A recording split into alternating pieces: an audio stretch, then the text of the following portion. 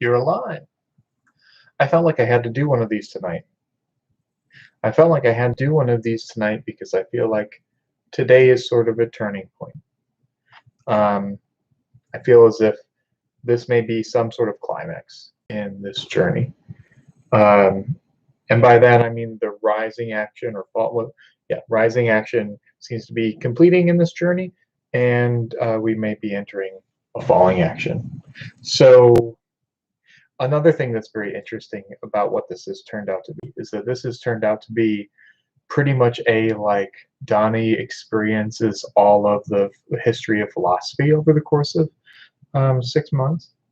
So it's a really interesting tour de force of all the different philosophical perspectives that I seem to be jumping from one to another.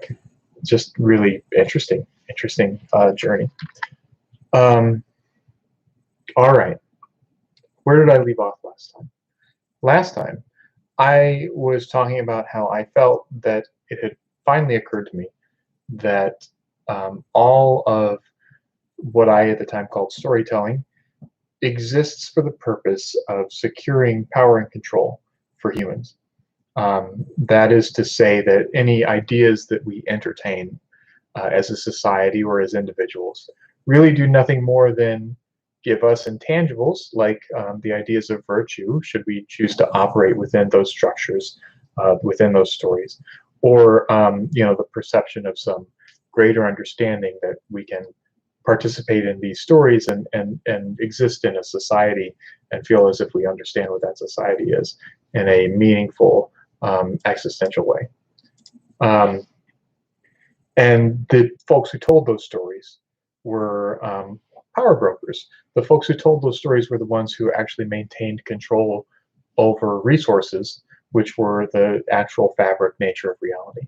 Not mentioned explicitly, but tied into that is the idea that humans are biological creatures and that existence, if it could be anything related to the human experience, would be related to the human experience of being a biological creature, and that we must eat to survive, and that survival is our prime directive, and passing on our survival to the next generation through reproduction is, if not equally important, more important than continuing to survive as an individual. So there's a certain, I hate to use the word, but there's a certain Darwinism to that, that at the core, it's about survival. And when you start saying everything that we do is in service to resources that we need to survive, it really is just that argument is one step removed. So then I started poking at that a couple of ways. There's a couple of ways that needed to be poked at. One was, do humans really experience things as stories? You could also say that humans experience things as cause and effect. You could also say that humans experience things as ideas. Um, to some degree, there is a curiosity about the way that humans experience um, life and experience understanding and experience things like truth.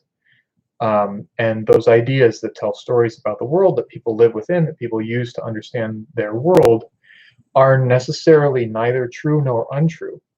They're simply tools, means that our human brain uses to process information. At the time, I was arguing that these two things never actually meet. Reality and human understanding never actually meet, because reality can only be symbolized to humans and understood symbolically. We do that through abstraction and language. And I think somebody recently said to me that humans must believe to understand. We must form certain beliefs about the way things function in order to understand that they function. We cannot simply observe and understand. We must observe, intuit, and understand. And that trying to see the working gears behind the appearance of something is imagination, is ideas, is belief. So yes, humans must believe to understand, but beliefs are not real. And truth, therefore, is a struggle. Somebody said truth is uh, uh, component or a nature of a statement. So, you can't really abstract from a statement to reality because statements are representative of reality. They're not reality, they're representative of human understanding. So, really, a lot of good discourse that I've been having with folks on several of these topics recently. And maybe that's why this is suddenly a turning point. But another one of the ways that I poked a hole in, so, not being able to determine for a fact that humans experience life as stories, more so that the only thing I could really say is that humans don't experience reality. Humans experience an abstraction of reality, or rather, human experience and understanding is an abstraction from reality, and necessarily cannot be true or untrue, but rather relies on a great deal more uh, exercise of faith and intuition and belief about the nature of things than just pure observation of those things. Which is why we need to, craft a belief about something and then test it.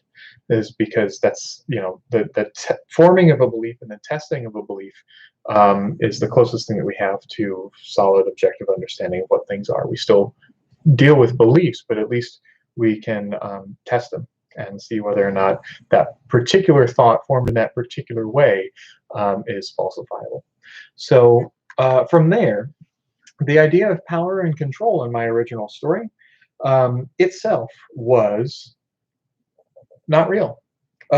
So when you think about it, the way that that was framed, it was sort of framed in a Marxist perspective, where there are some that have and control, and many that do not have and do not control. And these some that have manipulate through politics and other means the realities for everybody else, so that those folks remain preoccupied and think about reality and life in some way other than it is, which allows the few to maintain control of the resources. And that may very well be how it plays out, that the vast majority of people have access to significantly less resources than a privileged few. But that doesn't necessarily mean that human beings specifically can execute or own this concept of power and control. This concept of power and control is itself also a concept. It is not a direct tie to say, this individual or this individual's family or this individual's partners manage resources for all time, because for one thing, people don't last for all time. People die. So is it meaningful to say that it's passed down from generation to generation? Okay, in some cases, yes, but in some cases, no. It moves around in other ways, and so those resources, sometimes it's what was controlled by one person ends up being controlled by 100 people, or 2 people, or 1,000 people, or 2 billion people over the course of time. Um, it just ebbs and flows. So if you want to track the relationship between a person and any tangible resource over time, it's nebulous. Even so, there still are few people with a great many resources and many people with few resources. It's just a pattern, a particular bell curve of the way that human society works. Um, but that notion of power and control, it is an illusion. It is not real. Individuals have power and control over resources for a time when they are alive or producing, but it is impossible to say that any resources wholly belong to an individual who has power and control over those resources. Even throughout history, when people are exceptionally powerful and control an exceptional degree of resources that in human society, that is not a permanent state of affairs. So the idea of like humans controlling resources and telling stories to other humans to maintain control of those resources, I would not at this point put humans in charge of any of this. I would say that this is just the nature of the way things are, because ideas have power. Ideas are powerful. Ideas allocate power and control to some people and take it away from other people. Um, Ideas are just naturally, inherently consequential to humans and to human society. And in a large way, this imbalance is likely a result of the power of ideas. Because we are greatly capable of believing that some things have more value than others. And when we institute those, when we act on those feelings, what we end up doing is we create imbalances. Um, so it is the ideas that have consequential power, but it is not necessarily humans that have power over those ideas. We can work them, we can shape them, we can come up with them. And that is really what I was trying to do, right? That's really what I've been trying to do this whole time. I started this journey because of the January 6th insurrection. In that moment, I felt that there was something that must be done. I felt that this country was rapidly eroding.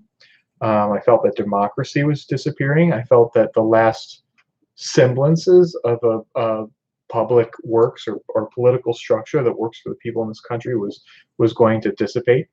And it seemed to be happening all of a sudden because we finally got to a point where our institutions were brittle enough that a battering ram like Trump and company might actually break through them. So that was a significant moment, because one thing that happened to me a little while ago, these last couple of weeks, was I have a crooked tooth. I don't know if you noticed. I have a crooked tooth. One of them, just one, and a little piece of my tooth chipped off. And I was like, oh no, oh my gosh, it's happening. I haven't been to the dentist since I was in college. That's probably about 15 years ago.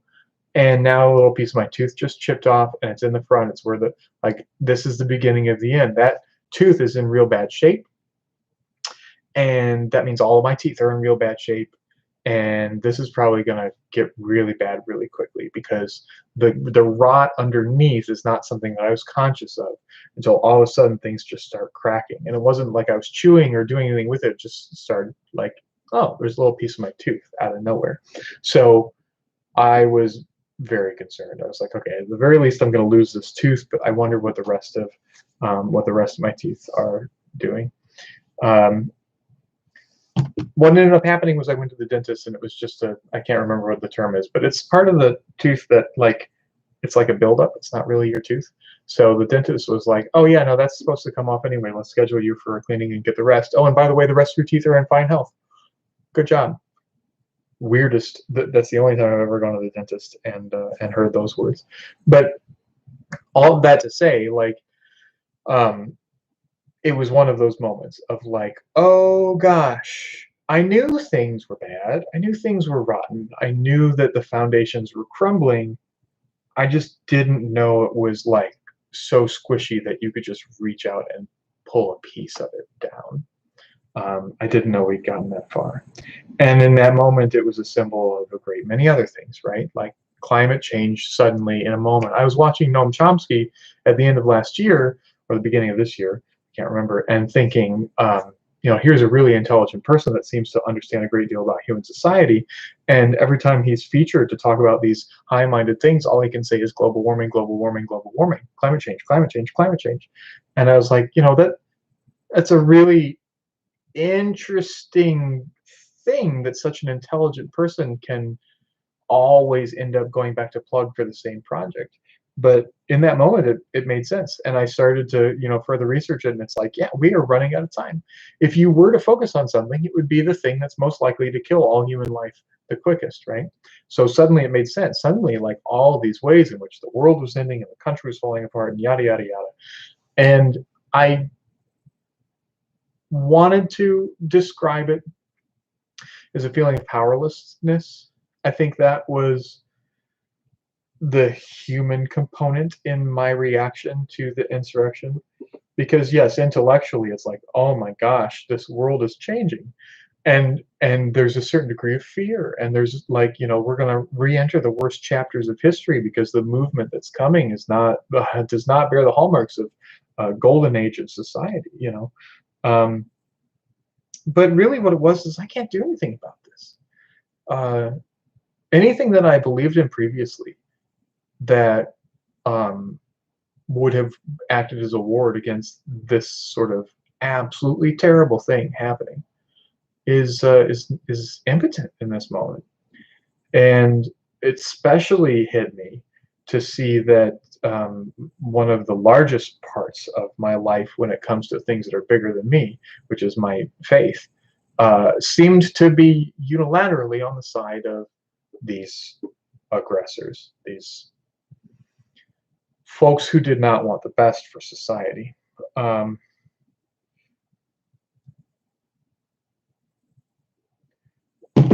the so the steps forward from there were sort of like, let's do something about this. Let's recapture some degree of sanity, and fight back against this and terribleness. So what it really was about was power. What it really was about was some sort of bulwark, some defense against the insurgency that was occurring, and some sort of new establishment of a way of thinking, a new order that would allow for more equity in society, rebel against the new, late capitalism, global transatlantic capitalism, global economy, yada yada, that is making the rich richer and the poor poorer, and rebel against the return of fascism and all that kind of stuff. So a whole bunch of awful things that are happening, and we need a new way to conceive of ideas against the worst elements in society that seem to be rearing their head. And what needs to be so fresh and powerful that the only way forward, the only option, is to build the perfect society. And so, thus, began this journey of thinking incredibly hard all the time, and talking in such a way that I'm no fun to anyone at any time to talk to. Over the course of the several months thinking about this, I learned a lot about myself. And I learned what I brought to this experiment. What I bring to this experiment is a certain selfishness, certain degree of ego. It is, after all, dictators who rule the world with ideas, because it is people who are able to be true believers in something that they are the sole champion of, that can take a position of absolute power without any self-awareness, because they feel totally in service to some grand idea that they believe to the highest degree. And this is really what I was searching for. I was searching for an idea that I could believe and not doubt at all. And if I could find some belief about the world that I could not doubt in the slightest, it would mean that I could serve that ideal with infinite fervor, and therefore lead the charge at any cost in service to that ideal. What ultimately would happen is there would be a revolution for a person, pursuing that kind of new idea, new framework in society. Usually, it comes from a position of wanting to recapture power, wanting to turn the tide against oppression or imbalance, and it results in some sort of rebellion or revolution. And this is a pattern throughout history. So really, all it is repeating the human behavior of, wait a second, something is being taken away from me. I need a new thought, a new conception, a new idea that I can unite behind, that I can stand behind, believe in fully, and unite people behind, and push with everything that I've got toward the realization of that ideal. However, at some point, it becomes a split, because you have to choose between the pure ideology and the retention of power that your ideology has brought. So it becomes very difficult to split those hairs, especially if you don't know why you're doing it. So then I felt very threatened in my pursuit, and I felt, aha, there it is. I need to know why I'm doing this. I need to know if this is an intellectual pursuit for the good of the world, or if this is a scheme of world domination for the good of myself. Is this selfish? Must I have a platform? Must I have an idea? Must I be important? Must I be remembered? Must I be a figure in history? Must I earn a title among the great thinkers? Yada, yada, yada. Or is this simply that we're trying to come up with a way for society to be perfect and human experience to be as good as it possibly could? And I could not split that hair. I could not split that hair. I couldn't figure out how to separate myself from my ideas. And it just dawned on me, this is what I do. This is what I'm trained to do. I always believed that ideas were powerful and that serving ideas made an individual powerful. And so, to some degree, I am the person I am because I've taken my human need for power and control and converted it into a need to be a great thinker and benefit society in that way. It is, to a certain degree, kind of like being charitable. There's certain patterns of charity um, that are about easing one's conscience, or giving somebody the perception that you are a good person. Charity very rarely, charity never changes society. Charity never removes the imbalances, the root cause of imbalances. Charity addresses symptoms, and for that reason, it's self-sustaining. So if a rich person is always cutting a check to a charity that cares for poor people, that rich person can do that forever because the problem will never be solved, which gives that rich person a continual outlet to validate um, their belief that they're a good person. And that belief that they're a good person probably also allows them to continue to retain their status as exceptionally, uncommonly wealthy, because to some degree they feel like they deserve it. But it never will undo the imbalances or the root causes leading to one person being rich and one person being poor. And so for that reason, I say all of that type of charity is performative, and I can't think of an example of charity that's not that. Charity that changes things is revolution, and it's not charity at that point. But beyond that, revolution is never a selfless cause. It is the recognition of an imbalance of power, or establishment of an order that's not favorable to an individual or group. And revolution results as a cause of popular enough understanding of an idea of power redistribution, which could be, a common feeling of oppression, or it could be just a really convincing individual who conceives of a better way for the world to be reorganized. Either one or both, hopefully both. So, all right, where did I leave off here? Trying to separate myself from my mission. So then you have to separate what's the difference between truth and utility in the things that you believe. Because I could not separate myself from my desire to change the world. I have always felt like I am an empathetic, charitable person. I have always felt that I care about others a great deal. I've always wanted to do my best to lift others up. I've always saw myself as in the 10,000 BC movie sense, somebody who draws a big circle around themselves. I love being in institutions or organizations that help. This is a big deal to me. But when it came down to it, I could not separate that impulse to help others from my own ambition to be remembered, important, or in a position of leadership. They literally seem to be the same thing, no matter how hard I thought about it.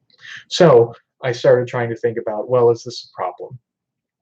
What if ideas are simultaneously ways to change the world and ways to serve oneself? Then is there a difference? Is there, does one side, this is the utility side. If I'm serving myself, that's utility to me. The things that I believe have utility in order to increase my own personal well-being. So it makes sense that I would collect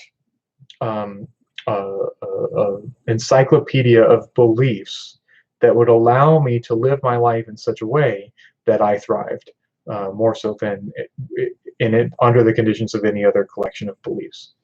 But I felt that was disingenuous. It's better to pursue things that are true, not necessarily have the most utility. And this was a conversation that I had with somebody a couple of days ago, and had such an awful, terrible fight that I ended up having to block this person. It went to a place that I felt was personal, and by all rights, this person might not have been able to perceive of that challenge or know better, but for me, it was very, very personal when you start talking about the beliefs that one holds in relation to family members, especially ones that are no longer with us. Nope, nope, nope, you're done. So anyway, that conversation was about, is truth inherent in statements, and is the truth of a statement uh, more valuable to does that statement that is true hold more water or is more valuable than a statement that brings utility to oneself? And what I was trying to say with that is that we have a responsibility to everyone, and that, again, you cannot in the same breath serve yourself and everyone without taking a side. And this is a challenge because, again, these two have been inseparable for me forever. I've always felt self-actualized when helping other people. And by that I mean I always feel self-actualized when I'm in a position of power and people are listening to me. I love serving others because I love being recognized for serving others. No, no, no. That's not a good example because this is not performative charity. I like to do the work of fighting for as many people as I possibly can. I like to unite. I like to build coalitions. I like to listen. I like to empathize. I like to advocate because I like to be a symbol of the struggles of those people. I like to put my name and my brand on the progress that's being made in that environment. Not intentionally, not literally putting my face on stuff, but like by being the entity who is responsible for this progress and these changes. Um, I never intend to get to a certain point and then sell out and start putting my name on stuff. I intend to continue to be this magnanimous, wonderful person, because then, I'll reach a point where I no longer can cash in on it, right? Like I just end up being one of those people that maybe is forgotten about for a couple hundred years, and then finally somebody like reads about me and is like, oh my gosh, this guy was the real deal. From the moment he was born to the moment he died, he did everything he possibly could for people, and these are the real consequential results of his influence all over the world. So either way, it seems impossible to separate the ambition of the individual from the desire to help the collective. So then, in trying to separate these things, I really strongly rebelled against utility. And I really strongly rebelled against truth, because it seemed like inherent in statements there was no quality of things which could be considered objective truth. Everything was just people talking. There really just was no substance to anything whatsoever. We can exchange ideas, we can talk, but nothing's real. Nothing's there. If you're listening to this, if you feel as if this is a conversation at all, if you're learning from this, if you've been following over time what's been going on in this video journal, you may feel as if we're exchanging ideas or things that are occurring or being made real. They're not. If I continued this series for another 30 videos, we might arrive at a completely new place that is no more or less real than anything else. I may espouse liberalism or conservatism or capitalism or communism, socialism or feudalism, or restructure things in the sense of survival and instinct, or biochemistry, or physics, quantum physics, theoretical physics. You could come up with an infinite number of root cause explanations of what the universe is like, and none of them bind anything to anything else, because they're all just ideas, they're all just words, they're all just statements, they're all just representations of how our brain signifies its understanding of the world, which the only way that the world is influenced by these ideas is indirectly through human action. You know, if a human digs a hole as a result of an idea, then the world has objectively changed. But that's it. You can't just think. There is no force. You know, you can't just think something to be different. So I had a war on truth. That was one of my which was a significant moment for me, because I always have been one of those people who believed in an objective truth. I grew up Christian, devout Christian, fundamental independent Baptist, and therefore the idea of a fundamental truth is very important, especially one that can be measured down to the grain. You know, a lot of Baptists like to pick apart. They like to pick their Bibles, for one, and they like to pick apart the verses in their Bibles to figure out what each word in its place means, because there is such a degree of objective truth in this community, in this belief system, that every word bears meaning. In fact, the pastor I grew up under as a child wrote a book called The Need for an Every Word Bible, based on the verse, man doesn't live on bread alone, but every word that proceeds out of the mouth of God, because the idea was the Bible in its form, word to word, had such integrity and truth that you couldn't change the structure of that without losing something. Interesting, considering, you know, this is a work that's been translated into every language since it was ever written. But I digress. Objective truth was something that was just unquestionable to me. So the idea that, you know, there could be no such thing as truth, or that truth is a component or quality of statements which itself have no bearing in reality, this was novel. And then to rebel against utility as well. Okay, well, these things may or may not be true, but to keep you alive. These things keep you connected to society. They keep you proud. They keep you from being depressed. They help you regulate your internal biochemistry by reminding yourself that everything's fine, and that you are on top of the world, and that you're succeeding. Your lizard brain needs constant reminding that it is succeeding in life, even when met with objective failure.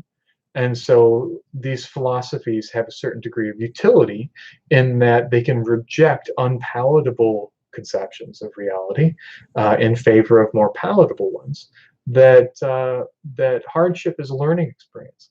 That God wouldn't give you more than you were able to handle. That every harm you experience is an incubator for some greater good that you might be able to experience later, or manufacture yourself in response to the circumstances. That pressure creates a diamond. You know, anything that you experience that's negative, you can turn into energy that can power your will to go on in your life and continue to achieve. Every time you are ignored, you can use it to power your self-importance. Every time you are hated, you can use it to power your self-importance. Every time you're loved, you can use it to empower your self-importance.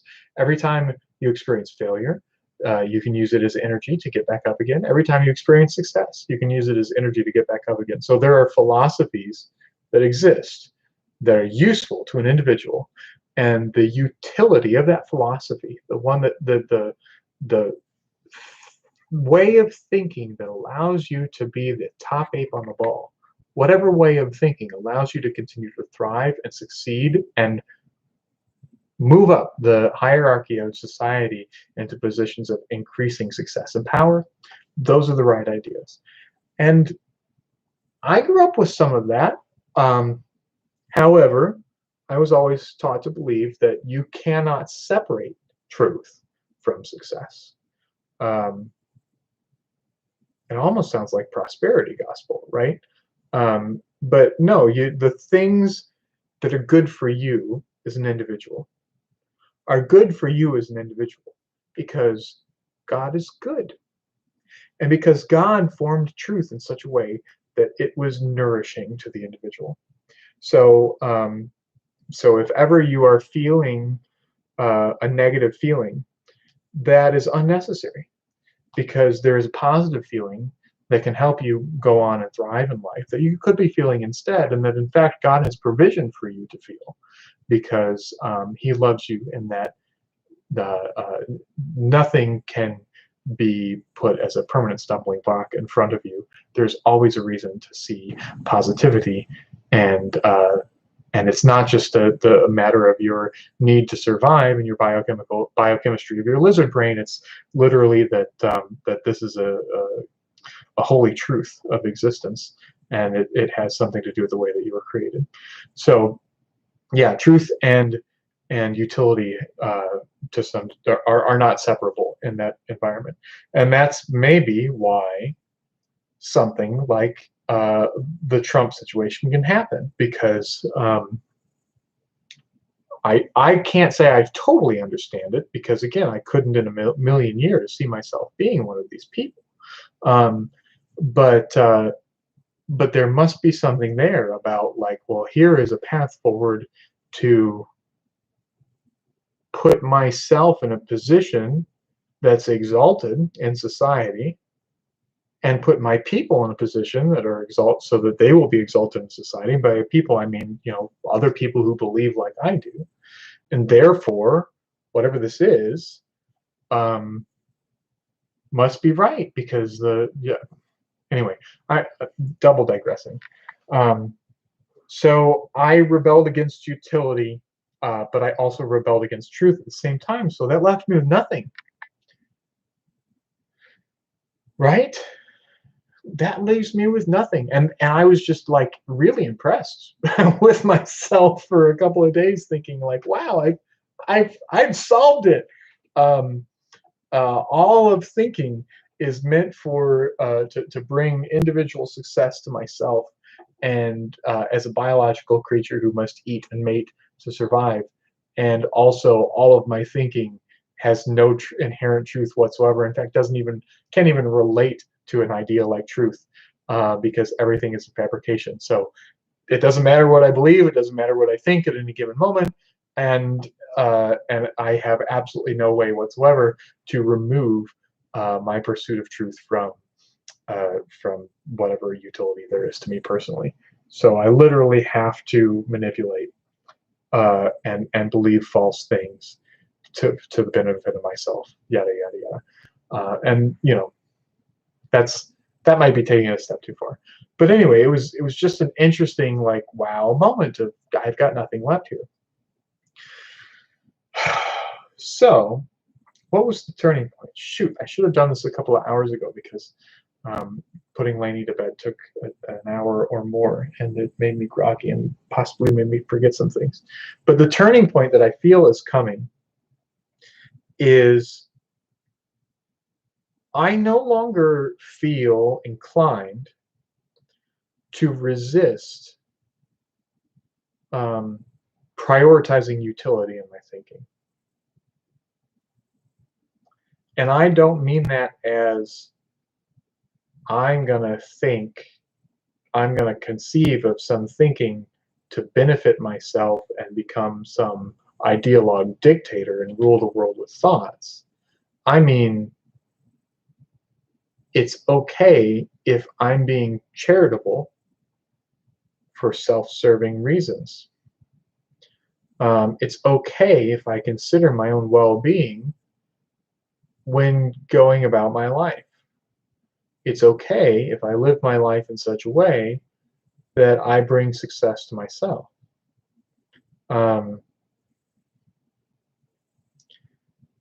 I can pick and choose the things that I decide to devote my time and resources to, and there is likely not a more valid framework for me to do that than to conceive of the world in a way that I can understand from my own perspective and act in service to it. That does not mean that I'm gonna come up with some crazy amazing idea and become a dictator and rule the world. That's the opposite of helping. That does not do good for anybody. All that does is take some concept of something that might help somebody and try to, instead of instead of acting it out, which is often hard and encounters a great deal of resistance and doesn't bring glory to an individual, in fact, ends up putting them in a position where their name gets dragged through the dirt for decades until they die. It just simply takes the appearance of progress or the appearance of justice and attributes it to an individual who then becomes all powerful. It is the most horribly imbalanced system. It's an autocracy. It's tyranny, and it is nothing more than taking an idea and wrapping oneself in it instead of acting it out. Because acting it out is hard. We all know stories of somebody who felt compelled to do the right thing, who saw some injustice and decided to take it on head on. They devoted their life to it. They lost themselves in it. They took on powers that were so much bigger than themselves that they became buried in resistance.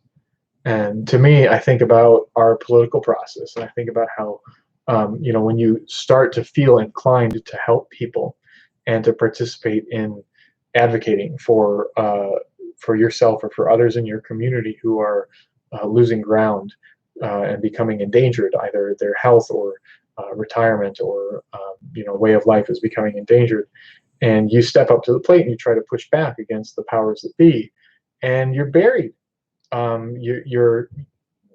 They run campaigns against you. They drag your name through the dirt. They try to find reasons why they can tie you up in courts. These are things that happened to my dad when he tried to enter politics.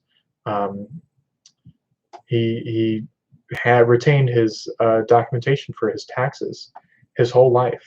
Before there were emails and digital records and things, he always carried a briefcase. He was very adamant about maintaining every piece of scrap of documentation that existed. He was a man of letters, and he ran for politics, and somebody made an accusation against him not paying taxes, and he said it was decades that he would just every once in a while show up in court, put down all of the papers that said that he paid all of his taxes, and then they would say, okay, we'll see you next time.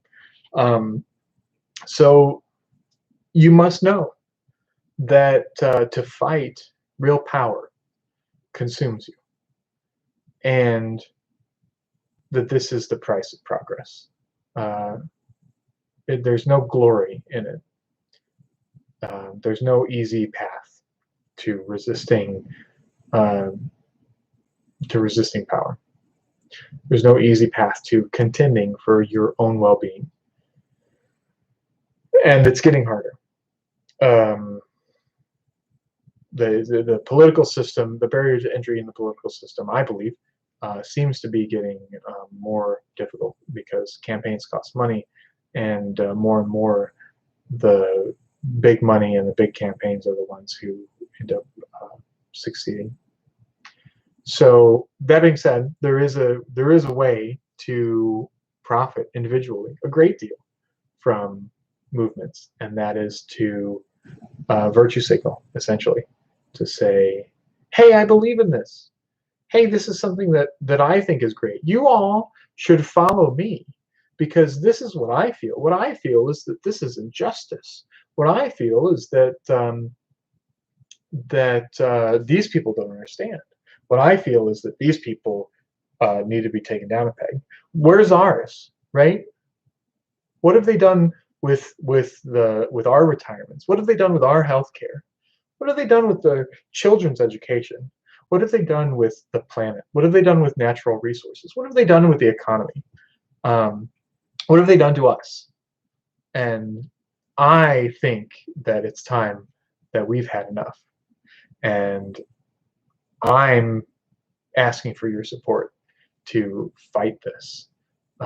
Or I'm asking for your support to believe in me. Or I'm asking for your allowing me to represent you. And you can stand up with a microphone, you can have a guitar, and you can really represent the will of the people and say what they're all saying and thinking, and you can become an icon for a movement.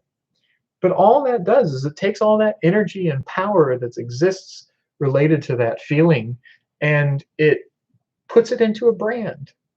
An individual is a brand. A politician is a brand. A musician is a brand. Anybody who has a microphone is a brand. All it does is it attributes that power of that movement or that ideology to that person.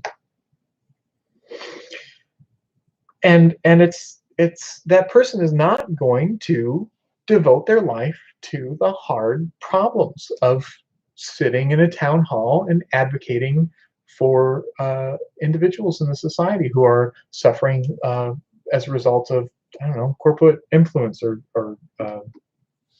pollution or something. That person is probably not a lawyer. They probably don't have the ability to contend in a meaningful way against those folks who have done wrong. They are not a records keeper. They're not a researcher. They don't have privileged access to information that could help prove some wrongdoing. And long before they ever became, got the access or the education to do any of those things, they would encounter such resistance in their ideology from those great powers that, they might end up in jail. Who knows? Or dead. No. At this point, these are not things you can think about. You're rich and famous. You're powerful. You can't stop and, fiddle around with all that stuff. You just stand up in front of a podium and you wag your finger at them, and you say, "How dare you, sirs?" And people love it. So, yeah, this journey, what it is and what it is not. What it was the perception of an existing imbalance magnified by the sudden realization of a potential greater imbalance. And more than an imbalance, a moment of imminent suffering for more than one reason. And this was eminently actionable to somebody who wants to live their life without suffering and father children who can live their lives without suffering. So, I was touched by the same thing that every person living under some extractive rule feels, which is the idea that we don't have to stand for this. This shouldn't be happening. This isn't right. And so you research and you try to figure out, wait a second, this is what's happening. This is what the world really is about. Look what they're doing, And then you start telling people about it, and sooner or later you have a revolution on your hands. And if you are a great thinker, whatever that means, you may find yourself a critical asset, if not also the main driving force of such a revolution. It feels so weird to talk in terms of revolution because you don't really perceive being involved in a discussion, philosophical, political, ideological discussion in a democracy as being an act of revolution. But because revolution is violent and messy and yada, yada, yada, and usually overthrows some previous system of power to instate a new system of power, which often is more problematic than the previous one, or equally problematic.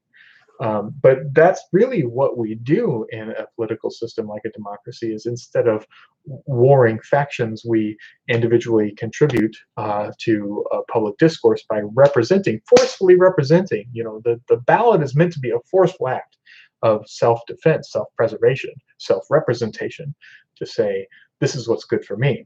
And in this society, what's good for me is just as important as what's good for you. We each get one.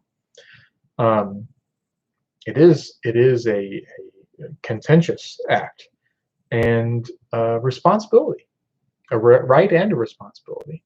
To not execute that duty is to invite imbalance. And here we are. But it just feels weird to think about it in terms of revolution. But that's what it is. There is the preservation of an established order by the interests of those who have invested in the established order, and there is a counter culture or an insurgency or a rebellion or a revolution who believes that the balance of power is unequal. And of course it is. Of course it is. You look around the world and of course it is. Human nature is such that things change. And I believe that if we were to create a perfectly balanced society, it would not therefore be a perpetual motion machine. there would become imbalances. I don't think that we've ever had a perfect society, but even if we were to somehow achieve by all, accepted metrics some utopia, I don't think that. I think it would be dependent on participation from individuals who are not likely to continue to participate. So what was I going to say? So I'm coming around to utility, coming around to the idea that it is okay to act out of a place of personal representation. And it is also okay to structure one's beliefs in such a way that you can align self-actualization, self-esteem, self-gratification, and personal achievement with the things that you think are good, with charitable acts that fit in line with what you would want. But I would caution you against taking those good things for yourself, those concepts of virtue, without putting anything back. Don't get too abstract with your ascribing values to yourself in some framework of understanding or belief. Don't believe yourself a good guy because you ascribe to a philosophy that really only at the end of the day says that you're a good guy. There must be more to it than that. And I can say that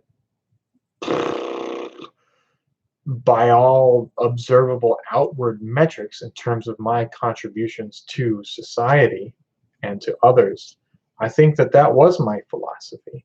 I think that I belonged to a system of belief that allowed me to feel good about myself for the things that I believed that I was, because of the things that I believed that I did in the collective as this entity. Just by being the man that I was, I believed that I was setting a good example, and that good example would permeate society and culture and help folks act in accordance with some better way. And yes, there's a degree of self-control involved there, that you should do things that are good and not do things that are bad. But really all that that did was got the juices flowing inside of you to realign yourself toward right action and feel rewarded, intrinsically rewarded by your own biological, biochemical composition when acting in accordance with those values about what was good and bad. It didn't necessarily mean that I was conscious of what the world was about and I was making intentional actions against injustices or trying to rebalance the world in such a way that there was not human suffering. I very much benefited from the fact that there was human suffering, because then I could go to the homeless person every day or every week and drop $1 in the cup and bring to myself the feelings of virtue and sense of goodness that allowed me to maintain my biochemical self-serving approach to life that justified my own will to success. Yeah, so how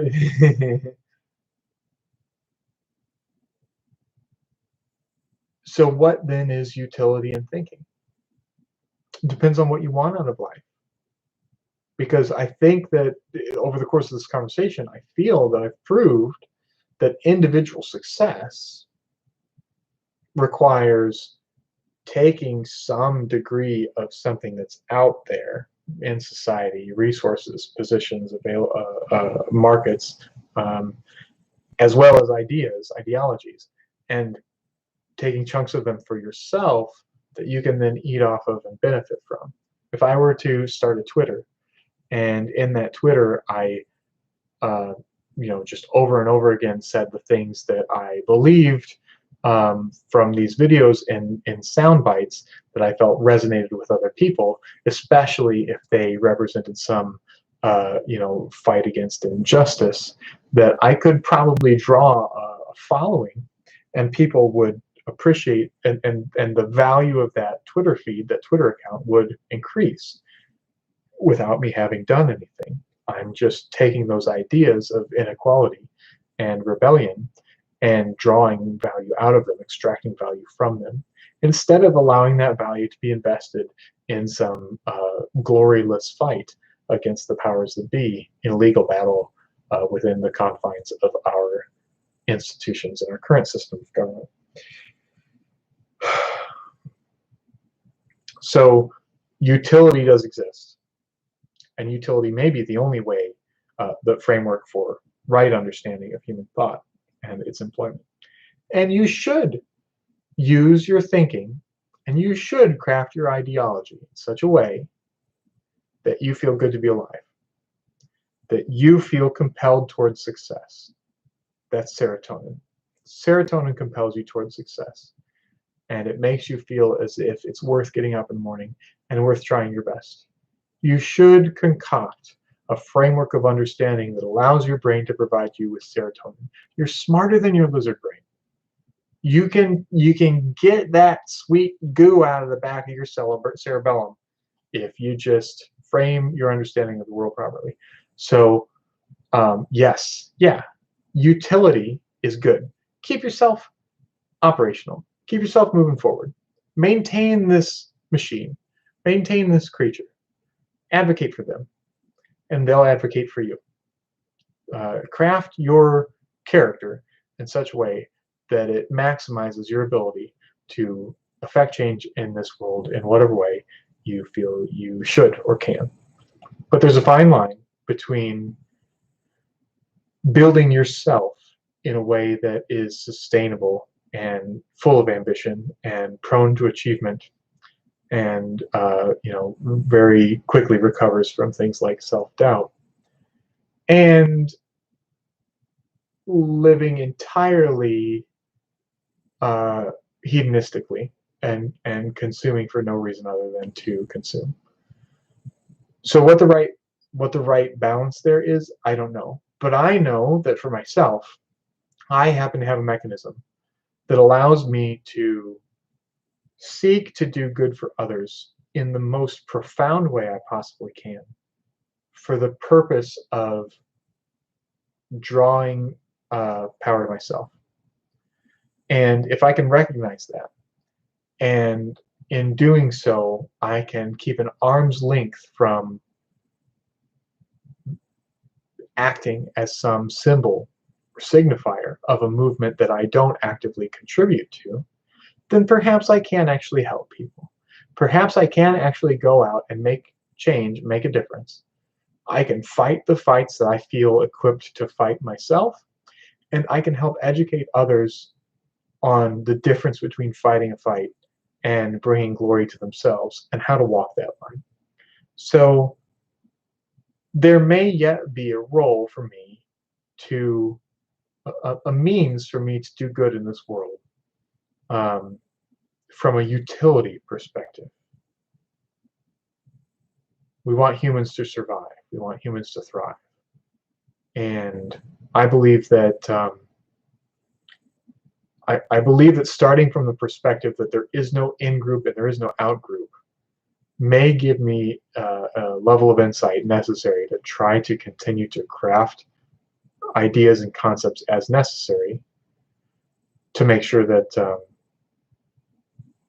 I'm advocating for people and not claiming too much individual power for myself by taking chunks out of the things that I believe in for sustenance. That being said, though, you do kind of have to take a side when it comes to the distribution of power. You do have to advocate either for the status quo or for some form of rebellion that seems to be taking shape. There is injustice in the world. And there will always be injustice in the world. So you can recognize that, you can fight for it. But if you're going to try to be an ally to all, you have to understand that some want the status quo preserved, some want heritage and legacy preserved, and existing institutions that work well enough to remain in place. And then there are others who will not accept that answer. It's not good enough. We have to do better. We have to do better specifically because I represent people who are suffering. Um, Easy tip there, let those people speak. You may be in a position like me where you see that there's a potential contention, you see that there's a problem, you want to be in acting in a way that helps everybody experience the greatest degree of satisfaction and enjoyment and least degree of suffering in their lives in this generation and the next. And you may feel as if the best way for you to do that is to try to understand everything and balance the powers around you. But let the people who experience suffering or who experience injustice cut the line and express themselves. There's no need to moderate that discussion. You do not have to be the voice of reason when somebody is expressing injustice that they experience. That needs to be voiced. It needs to be heard. And one of the things that you can do if you want to be this walk the line type of person who doesn't want to cause revolution or advocate for existing systems of power is to just always allow people to express the injustice that they experience or the oppression that they experience. That's a good, easy first step. But to contradict that, there is no such thing as walking that line. I'm sorry, there's no such thing as walking that line. The Bible says, quotes God as saying, if you're not with me, you're against me. And you will find that there are powers preserving the status quo, and there is powers serving to overturn it and redistribute power. And you cannot be impartial in that fight. You can't. It's not just one fight. It's as many as you could potentially conceive of as ways that society is structured for or against certain parts of society. And I mean, even if we addressed and balanced out all of the existing inequalities, we would probably discover ones that we are not yet aware of. So there is no such thing as neutrality in that fight. And it's not just about making the world good, making the world better. It's about, rule versus rebellion. You can live an inconsequential life, absolutely, but to do so sides on the is to align yourself with the side of the oppressor. To do nothing is to abide in justice. So that is itself a choice. Can't avoid that choice. Not making a value judgment. Again, revolution often instills power that is arguably worse than the one that came before. But it's just the nature of human society. Anyway, it's been an hour, and I said that I wanted to have one of these before I felt as if this began to significantly change. I feel as if I'm more open and amenable to discussing philosophies than I was before. I've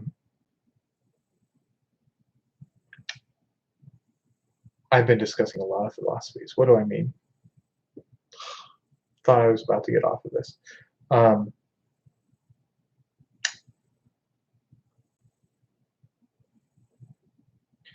I do not believe that frameworks of belief, faith, are true in the same way that I used to believe the word true had meaning. Ideas,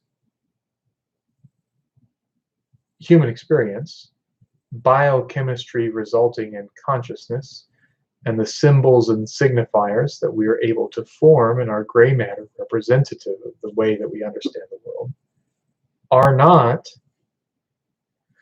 out here in any way. There's no connection. There's no concrete connection between what's in here and what's out there. aside from your hands that can act in a certain way and bring about. Uh, so if you are believing in something, if you're believing in God, three things. One, it's all in your head. God isn't real. Or um, two, you can make your beliefs real by acting them out, in which case you make God, I guess. Um, what was the third option? Third option was something about the nature of concrete reality. You could observe God. You could observe God. That's the third option. So either it's all in your head, or it started in your head until you made it real, or you saw him. Those are the options.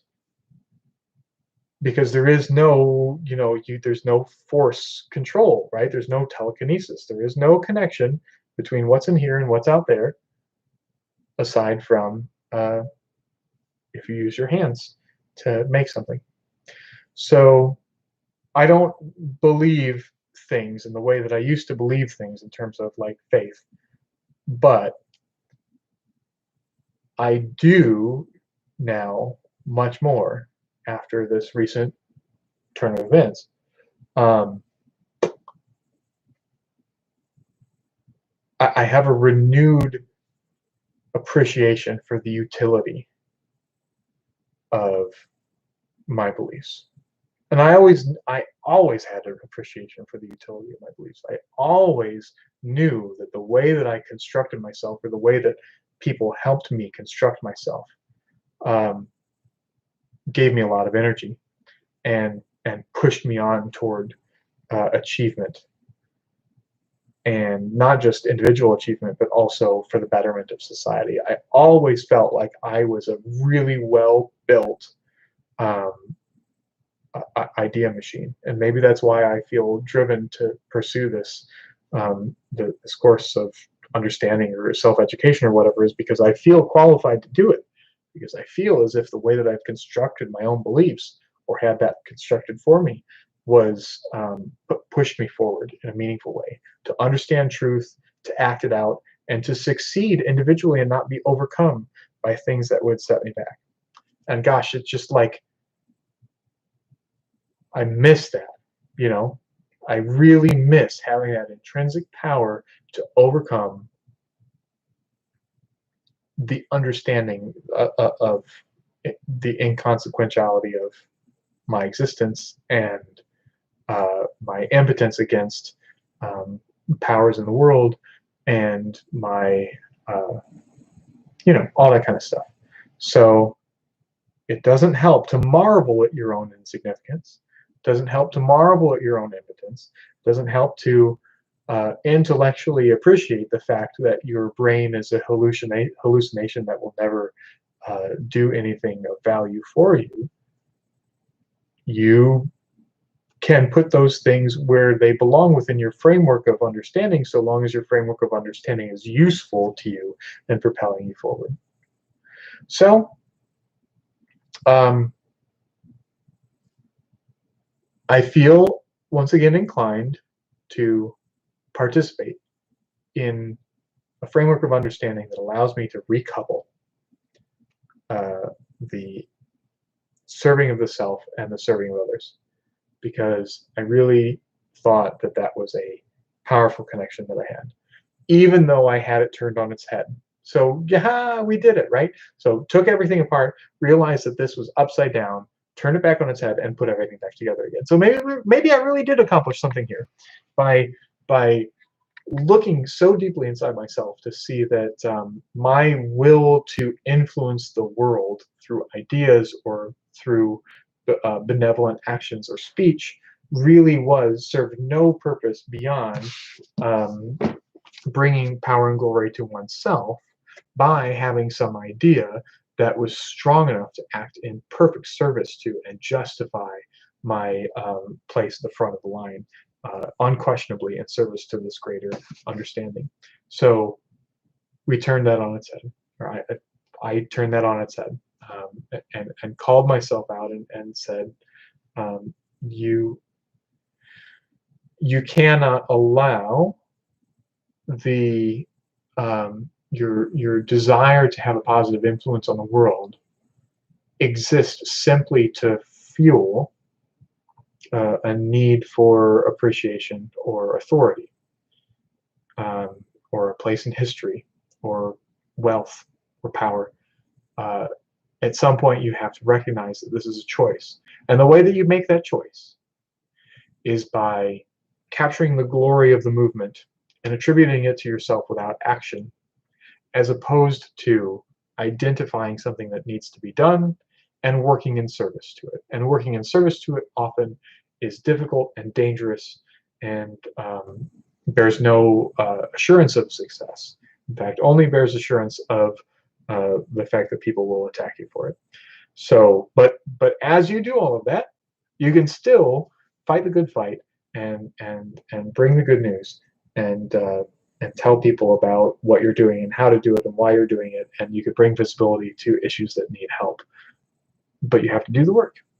You can't just be a Twitter personality. You can't just make a Netflix special and that be your contribution. Unless you just want to be a dictator. In which case, then I guess you're going to be on my list of problems that I need to address in the world. All right, I think that is where we're at.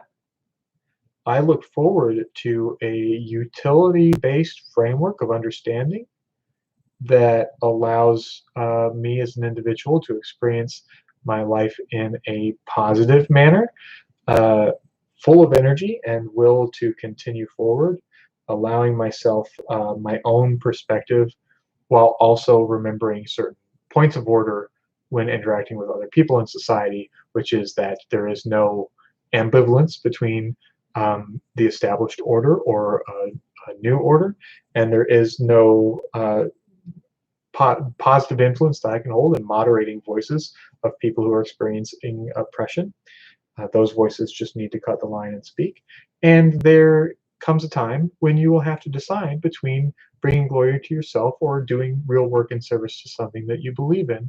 And you ought to construct your framework of understanding reality in such a way that it allows you to genuinely work on something that's not just your own smiling face in a advertisement or billboard or building or movie or something, or political campaign. So anyway, it's been fun. I look forward to what happens next. I think that things are going to, maybe, there is a possibility that things from this point forward might get uncomfortably chipper. I just want to warn you of that, because we're going to start talking about, probably going to start talking about how you can think in such a way that that your life starts going in a good direction, and that you believe that your life is going in a good direction, which is a lot different from trying to piece apart truth and horrific realizations about the nature of existence and reality. But anyway, stay tuned. If I ever get to do this again, who knows? Kids are not sleeping so much these days. But wish you the best. See ya.